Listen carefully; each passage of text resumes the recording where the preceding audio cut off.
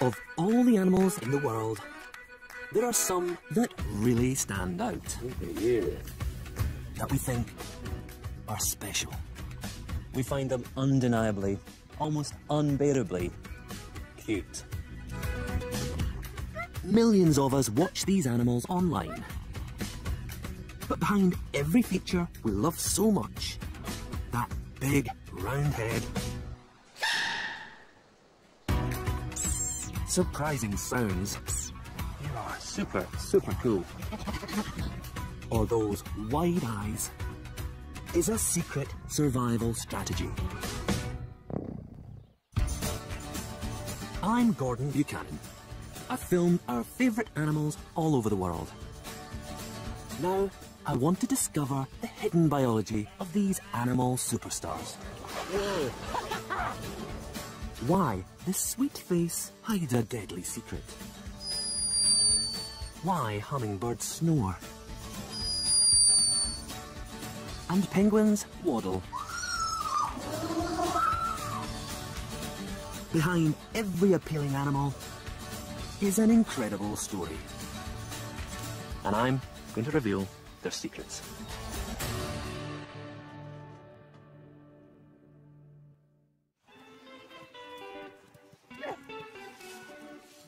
If you took a poll of the top 20 animals on the planet, I reckon these guys would be right at the top.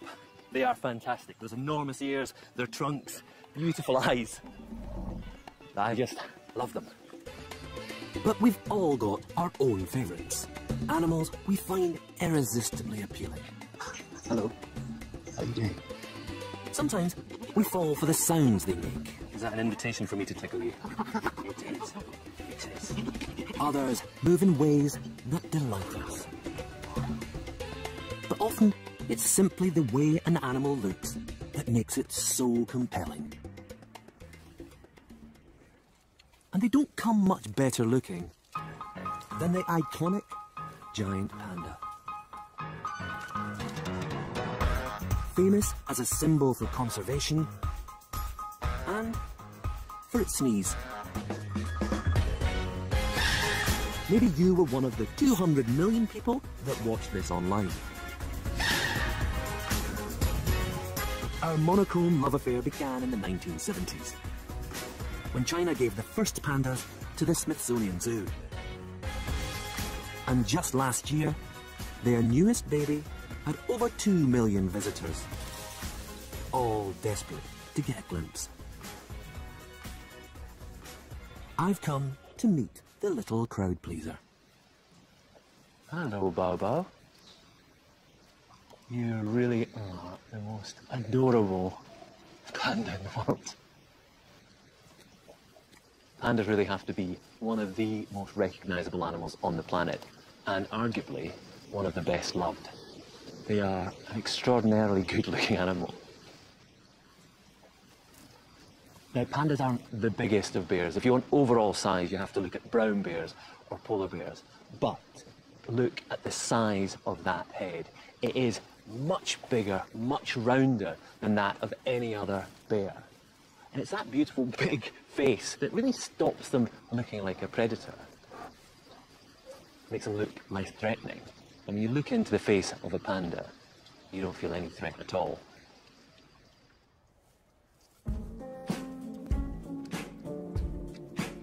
It's her beautiful face that makes little Bao so appealing. But why is it proportionately so much bigger and rounder than other bear cubs? Pandas are classed as carnivores. They have the teeth and claws of meat eaters, but they don't act like carnivores. Around 5 million years ago, pandas actually lost the taste for meat. They switched to the food source that was most abundant. A sensible choice, you'd think, except a stick of bamboo has barely any calories, especially compared with a hunk of red meat.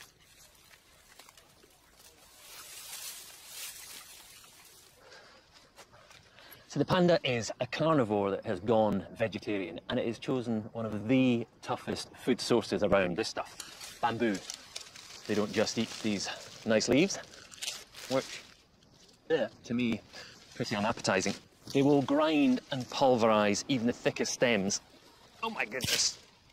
You get into this stuff, look at all those splinters. A bear like the highly carnivorous polar bear can survive for days and days on a single kill, but for a panda to get enough calories to survive just eating this, they have to eat for, wait for this, 16 hours a day. Breakfast, lunch and dinner is bamboo. So to cope with the challenges of a bamboo diet, the panda's body has had to change, adapt and evolve to deal with it. Their stomach lining has grown thicker to deal with all those splinters. But it's the skull that has changed most dramatically. Just looking at this skull, you can see that it's unlike the skull of any other bear. The bone itself is much denser, thicker and wider, and that allows these huge jaw muscles to attach. This gives the panda a stronger bite force than a polar bear. And it's this bamboo diet that has created this massive head. A massive head that has such an extraordinary appeal for us. The irony is, when covered with fur, this mass of muscle and bone looks like a teddy bear. And Baobao's markings only make her more appealing.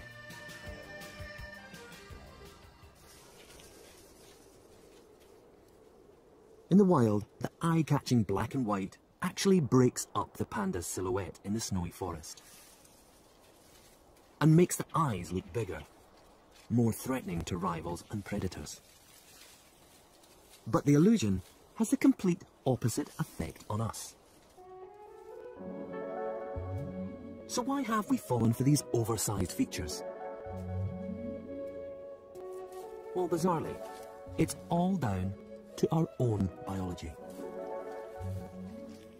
Big eyes trigger exactly the same emotional response in us as when we see the panda's oversized head.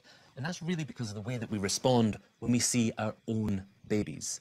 We're all born with these big heads and big eyes. And when we see those features, our nurturing, caring instincts spring into action.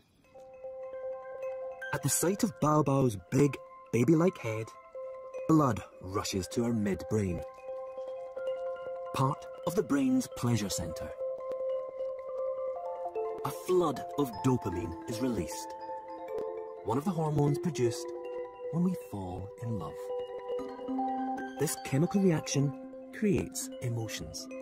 It's what makes us go all gooey. Psychologists call it the cute response, and the cute response is so powerful, primitive and deep-rooted that it can be triggered when we see those features in other species, in animals.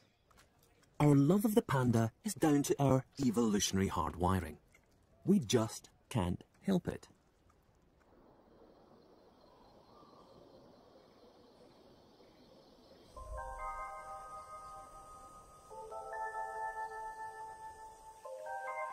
The power of the cute response was perfectly demonstrated a few years ago, when a funny little creature grabbed global attention. But I warn you, it's not as sweet a story as it seems. A video of a ticklish slow loris took the internet by storm.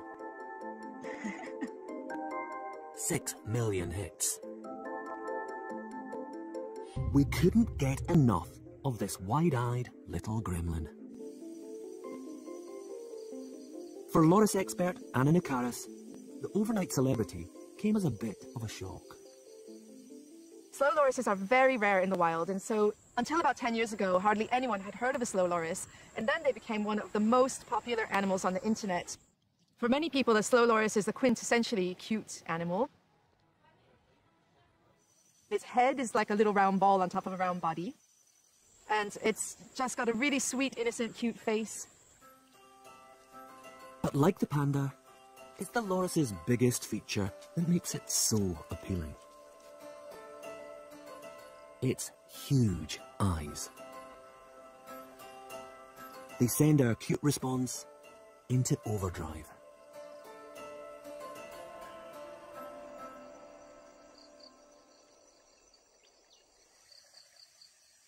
But it's in the wild that the true purpose of those incredible eyes and the dark side of the sweet little loris is revealed. Lorises are nocturnal. In the dark, their huge pupils dilate wide.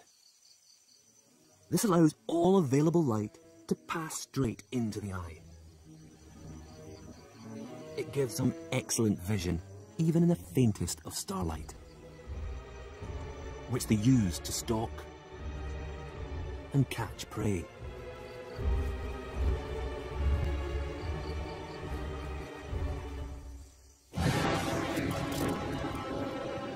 They may look really cute, but when they grab their prey, they're very vicious, and the first thing they do is shred its head off, and very proudly they lick it like a little lollipop and eat the entire thing, all the wings, all the bones. And their appetite isn't limited to insects. This loris has set its sights on a roosting bird.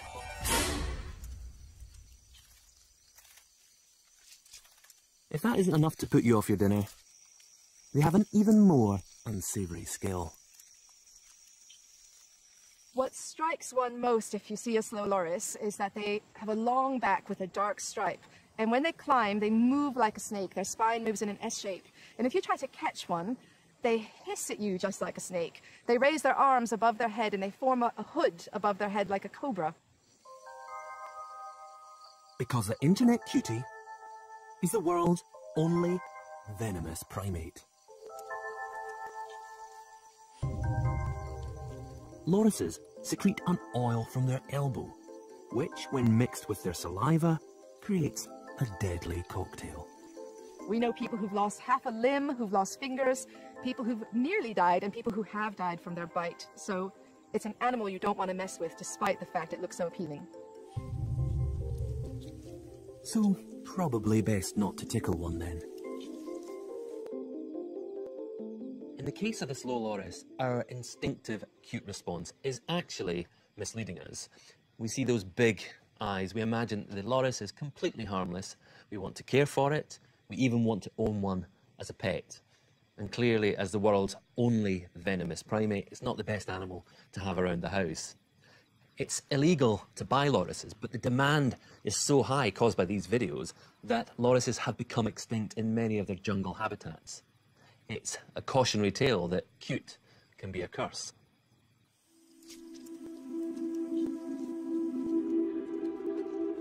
Oversized heads and big round eyes push our biological buttons.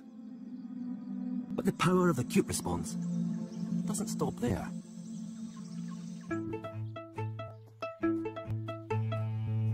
I'm on my way to meet another animal favourite that proves that almost any feature can be a trigger, as long as it's big enough.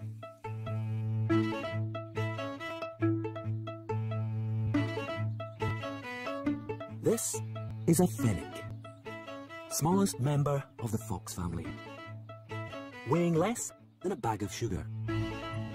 But it's not its size that's made the fennec famous. Those are.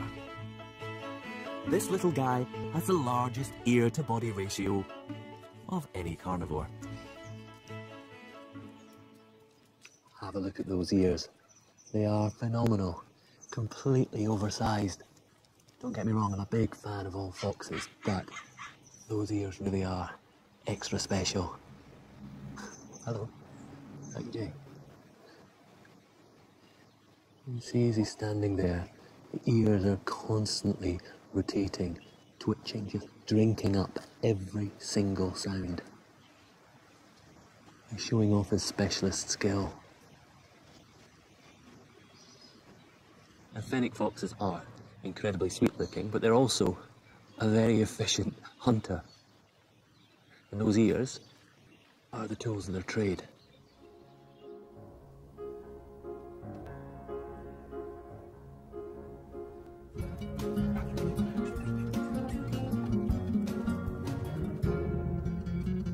Fennec foxes live out in the shifting sands of the Sahara.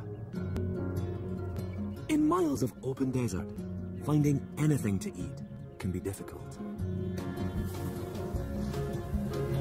A game of hide and seek. But fennecs have two unfair advantages.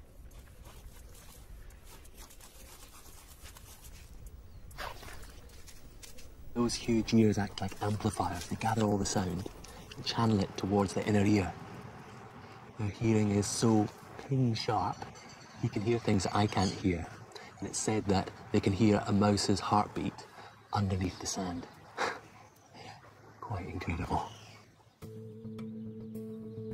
Okay, perhaps you might expect excellent hearing from a set of ears that big. But they have another, even more specialised role. It's not unusual for the temperature to reach 50 degrees in the Sahara. Too hot for most small mammals. But the fennec fox is different, aren't you? You can actually see when I hold him against the light, you can see the blood vessels through his ear. The skin is so thin that the heat from the blood is lost into the air. And this cooling of the blood allows him to keep his core temperature at a safe level. It's what keeps him alive. So in fact, each ear is a radiator, which is a critical survival tool for this fantastic desert-dwelling animal.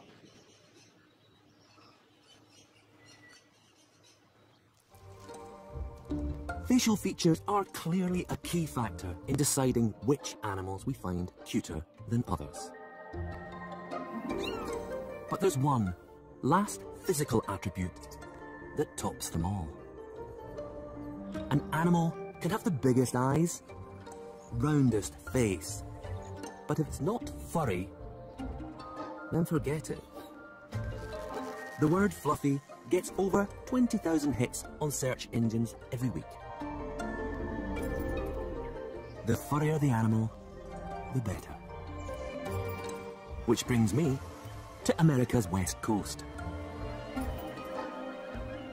We associate fur with comfort, softness and warmth, and it's no surprise really that the animals with most fur live in cold places. So why then am I here in California? Well, the answer to that is that the furriest animal on the planet lives just out there.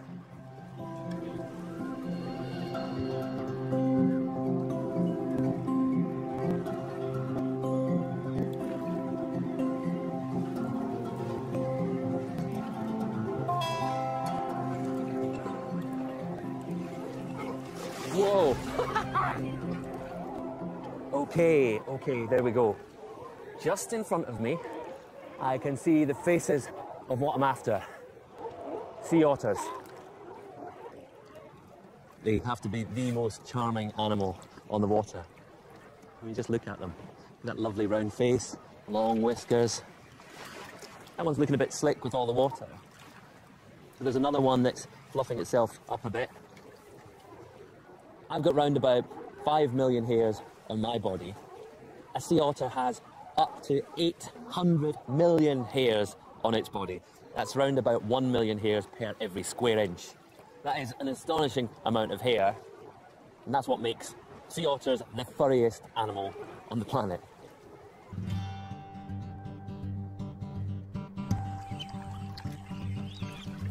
There are 12 other species of otter around the world, all with impressive fur. But it's not nearly as dense as their Californian cousins. So just why is a sea otter so furry? Sea otters spend 95% of their lives in the water. The ambient temperature is really quite warm, but the water itself is quite chilly, maybe around about 10 degrees. If I fell in there, I probably wouldn't last that long. Other sea creatures like sea lions, walruses, they've got blubber. It's this thermal layer that protects their bodies. Sea otters don't have the luxury of blubber, but what they do have is fur. Lots and lots of fur. What we see are the long, tough guard hairs. They provide a barrier, aren't completely waterproof. Below is the otter's secret weapon. A dense, soft underfur. By rolling, rubbing and fluffing, they push and trap air in between their fur fibres, which stops cold water ever reaching their skin. But a sea otter's coat is more than just a dry suit.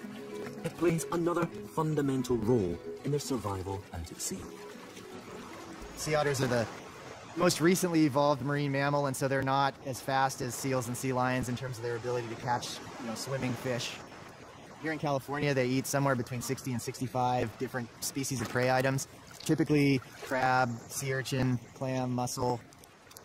One of the adaptations that sea otters have for eating these hard-shelled prey items is that they're tool users. In some cases, it's as simple as picking a rock up off the bottom of the ocean and cracking clams or mussels. But in other situations, it can be much more complex. We've seen otters that use things like bottles as either a hammer or an anvil. They might bang hard-shelled items against docks or boats. Clever stuff. But what's truly ingenious is how the fur comes into play. Using a tool in the middle of the ocean would be almost impossible. But all that trapped air makes the otter buoyant. And its stomach, a floating work surface, from which they can consume up to 25% of their body weight in one day. So keeping this fantastically useful fur in tip-top condition is crucial. This pup will rely on mum to keep it warm, dry and afloat until it learns to groom for itself. But sometimes babies are orphaned or abandoned. And Carl and his team are called in. At the Monterey Aquarium Sea Otter Programme, Carl takes in pups as young as a day old. When we get a stranded pup, all we're trying to do is basically rehydrate the pups, start them on a bottle feeding formula. I should probably explain Carl's get-up. It isn't safety gear. This pup is about as dangerous as he looks. The mask stops the pup thinking Carl is his mother. If he's going to make it in the wild, then it's best he doesn't get too attached. To mimic the care that a pup would get from mum, Carl and his team run an otter salon. We start out with big, broad towels to essentially absorb most of the water. And once the fur is sufficiently dry, we'll start incorporating brushes. The brushes then allow us to separate the fur and get the airflow down into the underfur. Might take 10 or 15 minutes at a time. That would be one grooming session, and we're doing this continuously throughout a 24-hour period with the pups. It's a tough job, Carl, but someone's got to do it. Their fur is so dense that they essentially float like little corks at the surface of the water, and the water itself is not actually contacting the skin.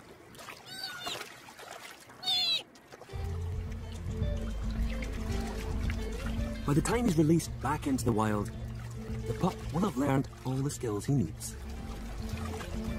And his incredible fur will help him survive life as a wild otter out in the bay. For the panda, loris, fennec, and sea otter, supersized features are vital. They will allow them to live in very different and challenging environments, to find food, and keep their body temperatures in check. But appeal isn't always just about looks. Sometimes it's the way an animal behaves that makes it a favourite. Elephants don't have big forward-facing eyes. They're not furry. They're hairy, but not fluffy. And I'd argue with anyone that says this isn't cute. So something else is going on here. Something else is triggering the cute response. And I think a lot of it is to do with that nose.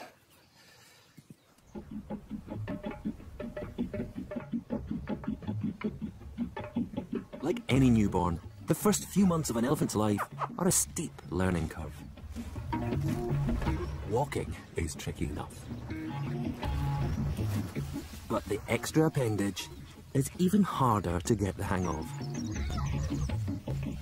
Elephants are born with short, stubby trunks, but they elongate rapidly over the first few weeks. Mastering the movement can be a minefield.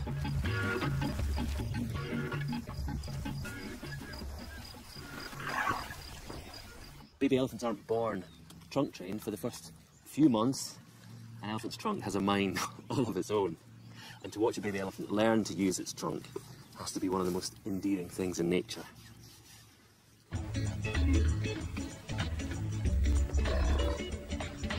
So why is a trunk so hard to get to grips with? Although we find the clumsiness endearing, for the elephant, this period of development is fundamental to their survival. Because the trunk isn't just any old nose. Elephants don't just use it to smell. It's a straw, a hose, a snorkel, and utensil.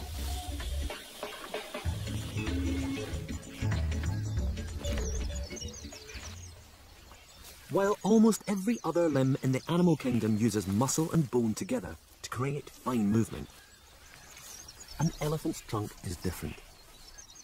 It has no bones. Instead, muscles alone have to stretch, contract, work with and against each other. It's called a muscular hydrostat. Your tongue is another example. Tongues use 8 muscles. But for a trunk to perform all the tasks an elephant needs, well, it takes just a few more. I've got just short of 650 muscles in my entire body. An elephant, in its trunk alone, has up to 40,000 different muscles. And it has to use each of those muscles in different combinations for different tasks. Makes learning to ride a bike look really rather easy. Getting the muscle combination right is all about trial and error. It takes practice to master the movement of the most complex and useful nose on the planet. By the time an elephant is just 1 year old, it can use that trunk for drinking, lifting, pulling, twisting, even the most precise of movements. So they're really not such slow learners after all. The way an animal moves can be just as appealing as how it looks. Our emotional response is amplified when it's a young animal learning how to get this movement just right.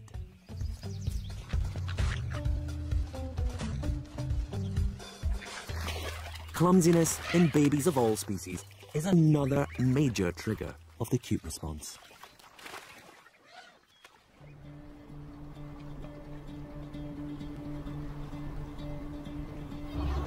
Which probably explains why we love penguins.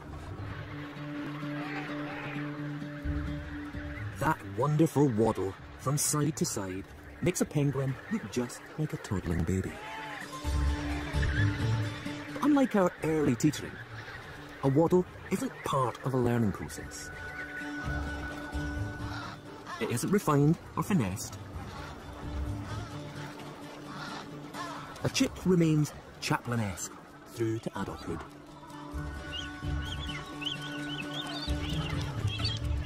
Most animals have evolved to get themselves from A to B efficiently. So why do penguins resort to waddling?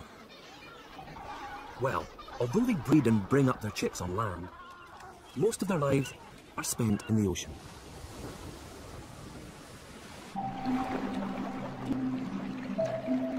Underwater, they are transformed. Penguins are highly adapted to live in the water. They have that torpedo-like shape that means they can swim very fast, and they actually really fly underwater. their chest muscles are very large to drive their wings. Their legs are very short, sort of tucked away at the back. They act as rudders. They can reach bursts of 25 miles an hour, which compared to, say, an Olympic swimmer, is about 6 maximum speed, so they're very agile. Emperor penguins, the largest penguins, can hold their breath for over half an hour and can reach depths of half a kilometre. So they're very accomplished divers and very accomplished swimmers. Underwater, a penguin is a torpedo in a tuxedo. But on land, these fantastic adaptations prove, well, to be a bit of a problem. Short legs and big feet don't help cover distance. The waddle was written off as an evolutionary handicap. Scientists thought that waddling was very inefficient originally, because if you look at the energy consumption of penguins and they're walking, it's very high. It was thought that the side-to-side motion was wasted energy. But then a study of penguin locomotion made a surprising discovery. By swinging their body weight over one foot, then using momentum to pivot onto the next, penguins barely use their leg muscles at all. So it looks very inefficient, but it can actually recover 80% of the energy it's using for each stride for the next one. So it turns out that it's the best way to get about. If you aren't built to walk, then waddling isn't a bad solution. Imagine this is a penguin waddling. Rather than moving forward and using energy to pick up legs and feet, the penguin swings from side to side. Each swing stores up energy for the next swing. That way, penguin can use momentum and gain ground.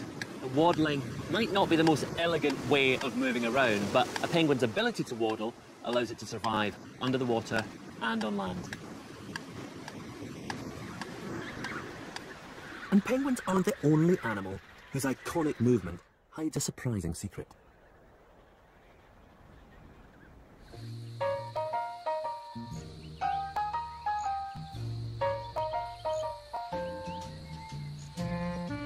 Although summer days in the outback can soar past 50 degrees, you'll never see a hot and bothered looking koala. Scientists have recently discovered that koala's iconic tree cuddling holds the key to survival in the baking heat. While the air temperature sizzles, the bark of a tree can be up to 9 degrees cooler. By pressing the thinner fur of their bellies against the bark, a koala can lose some excess heat and keep its core temperature in check.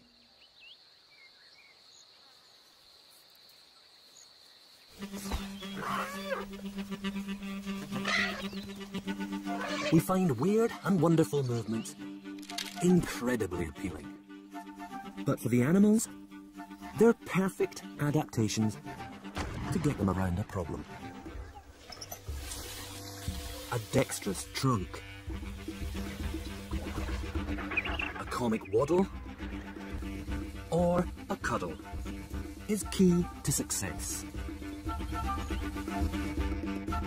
But it's not just visual clues that trigger our acute response. Sounds can be just as powerful. This is Eli. He's a 5-year-old chimpanzee. And it is incredibly easy to see why our species has such a strong affinity for his species. I mean, look, we could be brothers. Well, brothers from another mother.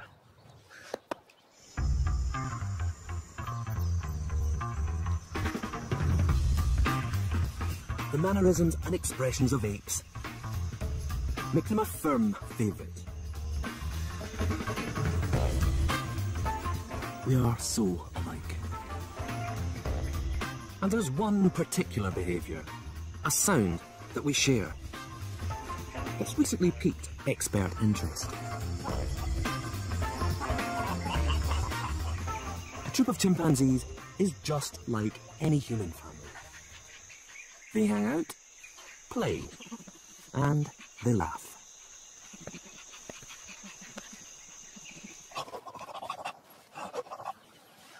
Eli is still a child, and like any child, he shows his enjoyment and his personality through laughter. You tickly. You tickly. You are. If you get the right spot, he really, really enjoys it. Look at you. Look at that face. That's good. I've got you. See? It's really infectious. You see Eli laughing and it makes you want to laugh. And recently, scientists started to take laughter seriously, wondering whether the similarity between the sounds we make might tell us more about our own evolution. We were interested whether we share emotion behaviors with apes, and there were some very interesting cues that indicated that laughter may have deep biological roots. In the name of science, Marina started tickling. She collected footage from chimps, orangutans, and gorillas. We recorded these sounds and used then these sounds in order to conduct a systematic acoustic analysis. When Marina gathered all the giggles together, a pattern began to emerge. The apes furthest away from us on the evolutionary tree, orangutans and gorillas, made a very simple sound when tickled. But tickling our closer cousins, chimps, produced a more complex laugh sound. Due to this matching, we could conclude that these vocalizations that we examined were laugh vocalizations, and that apes produce laughter, and that laughter is at least 13 to 16 million years old. Bonobos, who are the most similar to us genetically, also have the most human-like laugh. Marina's findings show that laughter has evolved with us. You can see when Eli laughs, he laughs like this. So he's using his outward breath and his inward breath.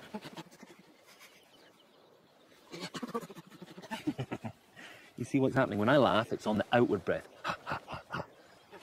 And that's something that we do subconsciously, but it's because we can control our breathing, and it's our human ability to control our breathing that has led us to develop speech. So isn't it fantastic to think that we might have laughter to thank for that? You agree? It is fantastic. We find a chimp's laughter so appealing because we recognize it. It's a sound we associate with pleasure. But sometimes more unexpected sounds grab our attention. Like this desert rain frog. Squeaking viral sensation. 11 million hits and counting. It sounds like a dog toy. But actually, this is a sonorous war cry of a very angry frog. Ferocious. And there's another animal who became an internet celebrity by making an even more surprising sound. A scientist in Peru captured this, escaping from the tiny body of a sleeping hummingbird. A high-pitched but unmistakable snore. Hummingbirds are loved for their beauty and speed, but this one was behaving a little bit like a human. The perfect cute response trigger. But was the online fame deserved? Is this bird really snoring?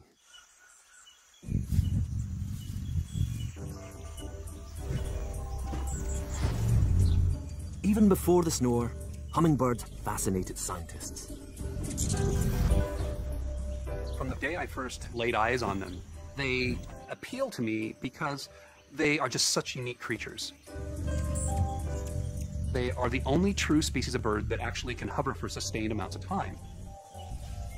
The smallest species will flap their wings about 60 times a second. Try to move your arm that fast, it's pretty difficult.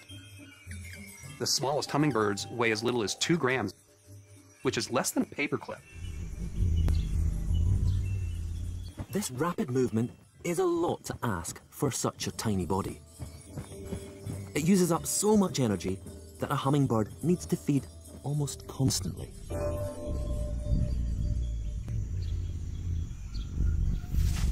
A sugar-rich hit of nectar every 15 minutes.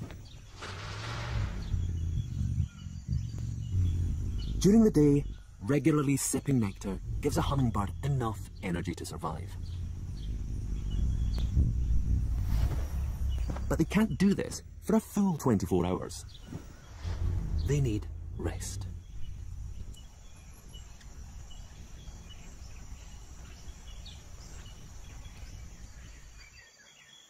The sun's about to set, and fairly soon I'm going to want to go to sleep. That's not a problem, because through today I've taken on board more than enough calories to see me through the night. But a hummingbird has to feed every 30 minutes or so, even when it's not flying. To sleep through the night without feeding could be incredibly dangerous. So the hummingbird is left with one drastic option, and that is to shut down entirely. Their heart rate drops from 1,000 beats a minute to just 50. Their breathing becomes almost non-existent, using just enough energy to stay alive. It's called torpor. And scientists like Dawn are only now beginning to understand it. Most of what we know about torpor has been learned in the laboratory. We take a hummingbird and we will put it in what we call a metabolism chamber. We measure the oxygen content of the air. If their oxygen consumption gets really, really low so that it's even difficult to measure, then we know that the bird is in torpor. The internet footage is actually from an experiment very similar to Dawn's. The hummingbird has spent the night in torpor to save energy. But that doesn't explain the snoring. Sleep and torpor are very different. When we go to sleep, our lungs are still working, our hearts are still beating away, and we can wake up really quite quickly.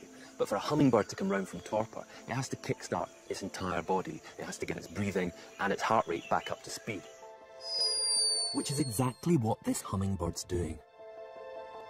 The sound is actually a byproduct of them gasping for oxygen, much like air rushing across, say, vocal cords would. Coming to with a snore of sorts. The very sweet side effect of a fascinating survival strategy.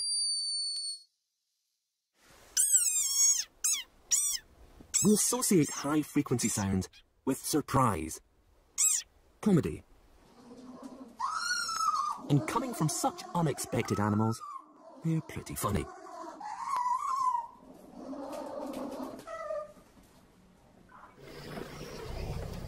But lower frequencies are proven to be soothing, calming, opposite but equally powerful effects. And it's this soothing quality that has brought us closer to one species than any other. This is an animal that we have an especially close relationship with. Cats have lived side by side with us, sharing our homes for thousands of years. There are an estimated 200 million pet cats worldwide, and over 2 million internet cat videos. I think it's fair to say we're obsessed. They tick all the boxes. Big, forward-facing eyes, furry, elegant movement. But the greatest appeal lies in the noise they make.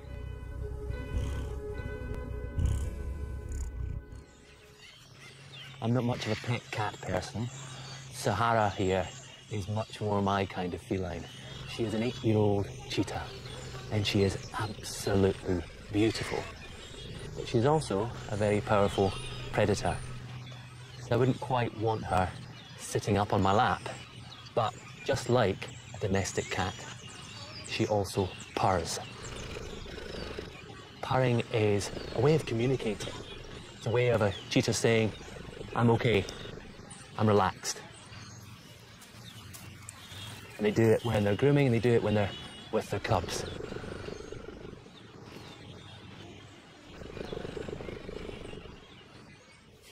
Many cat species purr.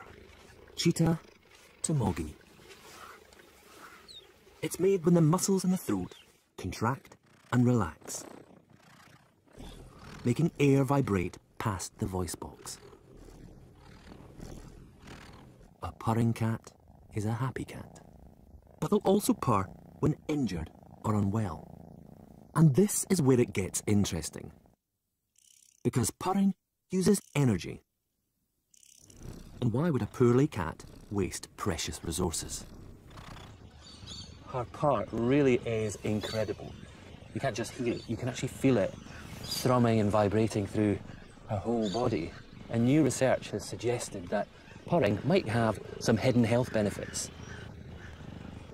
The frequency of the purr is very similar to the sound waves that doctors use to help repair muscle and bone. So, while she's resting, she could very well be giving her body a once-over. It's restoration.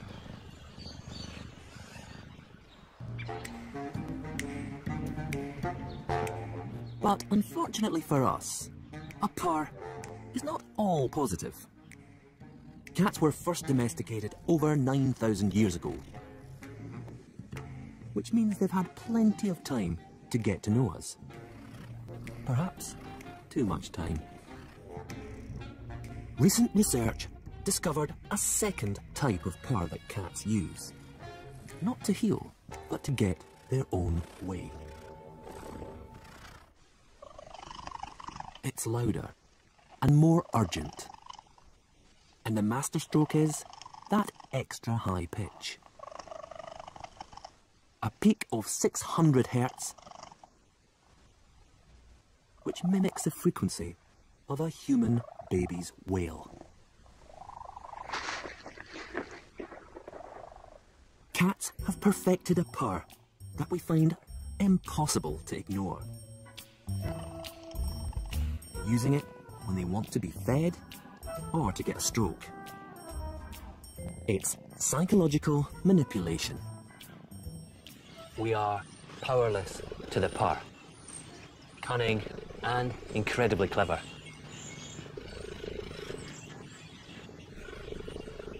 Whether it's a soothing purr, a massive head, or a sweet little snore, the reasons we love certain animals are as diverse and different as the animals themselves. Every comic movement, oversized feature, and wonderful sound tells a story of evolution and survival. Extraordinary lives need extraordinary features. It's what makes these animals successful. But the way that we are drawn to them, our cute response, really is just a bizarre accident of our biology. The way they look, the way they sound, the way they behave, their biology. That's what's really interesting.